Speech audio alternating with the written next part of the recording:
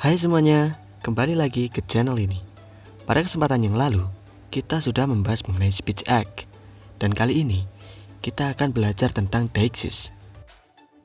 Tidak perlu banyak basa-basi, kita lanjut ke bahasan. Deixis berasal dari bahasa Yunani kuno yang berarti menunjukkan atau menunjuk. Dengan kata lain, informasi kontekstual secara leksikal maupun gramatikal yang menunjukkan pada hal tertentu, baik benda, tempat, ataupun waktu, itulah yang disebut dengan deixis. Deixis didefinisikan sebagai ungkapan yang terikat dengan konteksnya. Contohnya dalam kalimat, saya mencintai dia. Informasi dari kata ganti saya dan dia hanya dapat ditelusuri dari konteks ujaran. Nah, ungkapan-ungkapan yang hanya diketahui hanya dari konteks ujaran itulah yang disebut dengan deixis.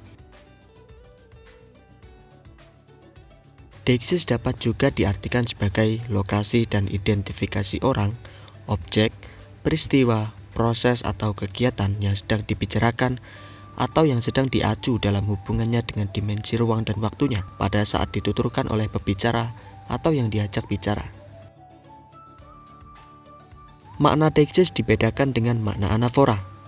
Deixis dapat diartikan sebagai luar tuturan, di mana yang menjadi pusat orientasi deixis senantiasa si pembicara yang tidak merupakan unsur di dalam bahasa itu sendiri. Sedangkan anafora merujuk dalam tuturannya, baik yang mengacu kata yang berada di belakang maupun yang merujuk kata yang berada di depan. Mari kita lihat contoh berikut ini. Yang pertama, begitulah isi pesan yang dikirimkannya padaku. Dan selanjutnya, hari ini bayar, besok gratis. Pada contoh yang pertama, kata begitulah memiliki makna yang rancu dan tidak bisa diketahui artinya karena pada uraian berikutnya tidak dijelaskan. Sedangkan pada contoh yang kedua, perkataan hari ini dan besok juga tidak jelas karena kalimat itu terpampang setiap hari di sebuah restoran misalnya. Dalam kajian pragmatik, deixis dapat dibedakan menjadi beberapa tipe. Yang pertama adalah person deixis atau deixis persona. Deixis persona merupakan deixis yang menunjukkan diri penutur. Orang yang sedang berbicara mendapat peranan yang disebut persona pertama. Apabila ia tidak lagi berbicara dan kemudian menjadi pendengar, maka ia berganti menjadi persona kedua. Sedangkan orang yang tidak hadir dalam tempat terjadinya pembicaraan disebut dengan persona ketiga. Dalam sistem ini, orang pertama ialah kategori rujukan pembicara kepada dirinya sendiri, seperti saya, aku, kami, dan kita. Orang kedua adalah kategori rujukan kepada seseorang atau lebih pendengar atau siapa yang dituju dalam pembicaraan, seperti kamu, engkau, Anda, dan kalian. Sementara orang ketiga adalah kategori rujukan kepada orang yang bukan pembicara dan bukan pula pendengar, seperti dia, ia, beliau, kata sambungnya, dan mereka. Contoh pemakaian deixis persona dapat dilihat dalam kalimat berikut. Mengapa hanya saya yang diberi tugas berat seperti ini? Saya melihat mereka di pasar kemarin. Yang kedua, ada place deixis atau deixis tempat, yaitu pemberian bentuk kepada lokasi atau tempat yang dipandang dari lokasi pemeran atau serta dalam peristiwa tersebut terjadi.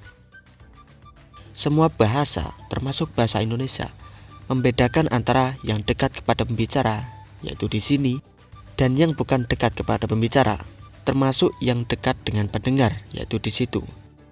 Dalam berbahasa, orang akan membedakan antara di sini, di situ, dan di sana. Hal ini dikarenakan di sini lokasinya dekat dengan pembicara, di situ lokasinya tidak dekat dengan pembicara, sedangkan di sana lokasinya tidak dekat dari pembicara dan tidak pula dekat dari pendengar. Contoh penggunaannya adalah stasiun kereta api itu terletak 200 meter dari gedung balai kota. Atau duduklah bersamaku di sini. Yang ketiga adalah time deixis atau deixis waktu. Deiksis waktu adalah pengungkapan atau pemberian bentuk kepada titik atau jarak waktu yang dipandang dari waktu suatu ungkapan dibuat. Perumpamaan katanya adalah seperti kemarin, lusa, besok, minggu ini, bulan ini, atau pada suatu hari. Contoh pemakaiannya adalah gaji bulan ini tidak seberapa yang diterimanya. Atau saya tidak dapat menolongmu sekarang ini. Selanjutnya adalah discourse deiksis atau deiksis wacana. Deiksis wacana adalah rujukan kepada bagian-bagian tertentu dalam wacana yang telah diberikan atau yang sedang dikembangkan. Deiksis ini dapat ditunjukkan melalui anafora dan katafora. Sebuah rujukan dikatakan anafora apabila penggantinya merujuk kepada hal yang sudah disebutkan. Sedangkan katafora adalah hal atau fungsi yang menunjukkan kembali kepada sesuatu yang telah disebutkan sebelumnya dalam kalimat atau sebuah wacana. Contoh kalimat yang bersifat anafora adalah Lala belum mendapatkan pekerjaan, padahal dia sudah diwisuda 2 tahun lalu. Atau Joni baru saja membeli mobil BMW, warnanya merah. Sementara itu, sebuah rujukan atau referen dikatakan bersifat katafora jika rujukannya menunjukkan kepada hal yang akan disebutkan. Contohnya, di sini, di ruangan ini pertemuan itu diadakan. Atau, setelah dia masuk, Bella langsung duduk di kursi. Tipe yang terakhir adalah social deiksis atau deiksis sosial. Deiksis sosial adalah mengungkapkan atau menunjukkan perbedaan ciri sosial antara pembicara dan lawan bicara, penulis dan pembaca, ataupun topik atau rujukan yang dimaksud dalam pembicaraan itu.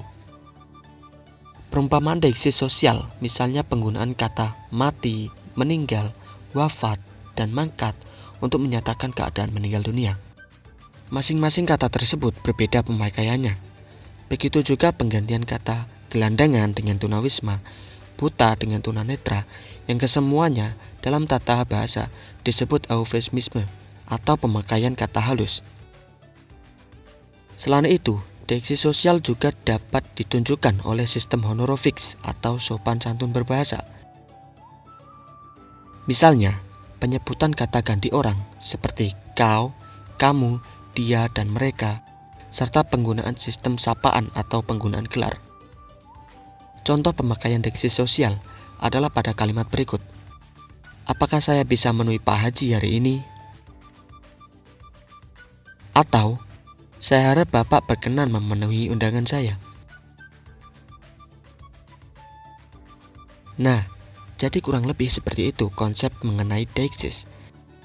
Karena kita pada dasarnya hidup dalam sosial, maka sudah selayaknya kita memahami sebagian norma-norma yang tertanam dalam bahasa, sehingga kompetensi kita tidak hanya terbatas pada apa yang dinamakan dengan language usage atau pemakaian bahasa, tetapi juga dengan language use atau penggunaan bahasa. Demikian pembahasan mengenai deiksis serta jenis-jenisnya. Jika ada kesalahan, mohon koreksinya di kolom komentar. Sampai bertemu pada kesempatan selanjutnya.